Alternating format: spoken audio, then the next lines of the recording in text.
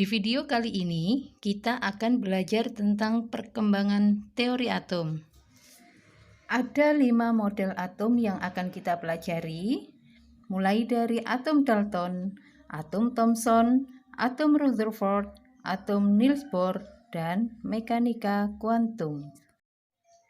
Atom Dalton yang menyatakan bahwa atom berbentuk seperti bola pejal yang tidak bermuatan. Hal ini dikemukakan oleh Dalton melalui postulatnya, yaitu yang pertama, atom merupakan partikel terkecil dari suatu materi yang tidak dapat dipecah lagi. Kedua, atom-atom penyusun suatu unsur bersifat identik dalam segala hal.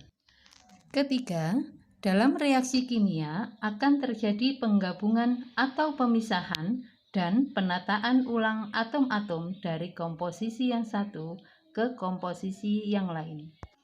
Keempat, atom dapat bergabung dengan atom lain membentuk molekul dengan perbandingan sederhana. Kelebihan teori Dalton yaitu dari postulat nomor 3 dan 4, Dalton dapat menjelaskan hukum kekekalan massa atau hukum Lavoisier dan hukum perbandingan tetap atau hukum Proust. Namun, ada juga beberapa kelemahan dari teori atom Dalton, yaitu yang pertama, Dalton tidak dapat menjelaskan sifat listrik atom. Kedua, ternyata atom masih dapat dibagi lagi menjadi partikel subatomik melalui reaksi nuklir. Selanjutnya, teori atom dikembangkan oleh J.J. Thomson. Thomson mengemukakan teorinya berdasarkan hasil percobaan terhadap tabung sinar katoda. Pada percobaan tersebut, berkas sinar ditembakkan dari anoda ke katoda dan melalui lubang atau celah, hingga menuju layar dan menghasilkan pendaran cahaya. Thomson berasumsi bahwa yang membuat pendaran pada layar merupakan suatu partikel, sehingga pada pengujiannya tabung katoda dipasang plat magnet. Ternyata berkas sinar dibelokkan oleh plat magnet menuju kutub positif pada plat. Hal ini menunjukkan bahwa berkas sinar katoda memiliki muatan negatif. Yang selanjutnya, partikel ini dinamakan elektron. Jadi, kelebihan dari teori atom Thomson adalah 1. Dapat menjelaskan adanya partikel subatom yaitu elektron. Yang kedua, dapat menjelaskan sifat listrik atom. Jika digambarkan, maka diperoleh atom merupakan bola pejal bermuatan positif dan di dalamnya tersebar elektron yang bermuatan negatif. Atom Thomson sering dikenal dengan sebutan roti kismis, di mana atom diasumsikan sebagai bola pejal bermuatan positif dan di dalamnya tersebar elektron yang bermuatan negatif. Kelemahan teori atom Thomson yaitu tidak dapat menjelaskan adanya inti atom. Nah, untuk selanjutnya, teori atom dikembangkan lagi oleh Rutherford. Kali ini, Rutherford sudah menemukan adanya inti atom yang bermuatan positif. Dan elektron yang tersebar dalam atom tidak hanya diam, melainkan bergerak mengelilingi inti atom. Rutherford juga menyatakan bahwa sebagian besar atom adalah ruang hampa. Dan teori atom yang dikemukakan oleh Rutherford antara lain 1. Atom tersusun atas inti atom yang bermuatan positif dan elektron yang bermuatan negatif. 2. Sebagian besar volume atom merupakan ruang kosong yang masanya berpusat pada inti atom. 3. Elektron yang bermuatan negatif bergerak mengelilingi inti atom. Adapun kelemahan atom Rutherford antara lain 1. Tidak bisa memberikan alasan mengapa elektron yang bergerak tidak jatuh ke inti atom. Yang kedua, Rutherford tidak dapat menentukan letak elektron dan rotasi elektron terhadap inti atom. Yang ketiga, Rutherford tidak mengetahui spektrum garis pada atom hidrogen. Selanjutnya, teori atom dikembangkan lagi oleh Niels Bohr.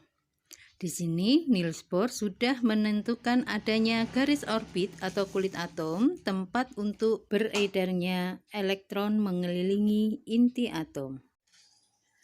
Teori atom yang dikemukakan oleh Niels Bohr ada 4, yaitu yang pertama, elektron dalam atom bergerak mengelilingi inti pada lintasan-lintasan tertentu tanpa memancarkan energi. Yang kedua, elektron dapat berpindah dari satu lintasan ke lintasan yang lain. Yang ketiga, perpindahan elektron dari tingkat energi tinggi ke tingkat energi rendah disertai dengan pemancaran energi. Sedangkan perpindahan elektron dari tingkat energi rendah ke tingkat energi tinggi disertai dengan penyerapan energi. Nah, yang keempat yaitu elektron yang bergerak pada lintasannya berada pada keadaan stasioner. Adapun kelemahan dari atom Bohr yaitu 1, kedudukan elektron dalam mengelilingi inti atom dinyatakan dengan pasti. Yang kedua, gerakan elektron digambarkan sebagai bentuk lingkaran atau elips. Dan yang ketiga, Bohr tidak dapat menjelaskan intensitas spektrum lebih lanjut. Teori atom berikutnya dinamakan teori mekanika kuantum. Nah, teori ini didasari oleh sifat dualisme partikel dan melibatkan beberapa ahli. Pada tahun 1923, Louis de Broglie menyatakan bahwa elektron dapat dipandang sebagai partikel dan gelombang. Kemudian, 3 tahun berikutnya, yaitu tahun 1926, Erwin Schrödinger mengungkapkan persamaan gelombang dalam atom. Dan 1 tahun kemudian, 1927, Werner Heisenberg mengembangkan teori atom mekanika kuantum tentang asas ketidakpastian posisi elektron, di mana teori ini mirip dengan teori atom Bohr, yaitu atom mempunyai inti bermuatan positif dan dikelilingi oleh elektron yang bermuatan negatif. Tetapi, menurut Heisenberg, posisi elektron yang bergerak mengelilingi inti atom tidak dapat dipastikan. Nah, teori ini kemudian dikenal dengan asas ketidakpastian posisi elektron. Dalam hal ini, kita hanya dapat menentukan daerah dengan peluang terbesar ditemukannya elektron, yang dinamakan dengan orbital. Beberapa orbital kemudian membentuk kelompok yang disebut sebagai subkulit. Jadi, dapat kita simpulkan bahwa satu kulit tersusun dari beberapa subkulit. Satu subkulit tersusun dari beberapa orbital. Satu orbital dapat menampung maksimal 2 elektron.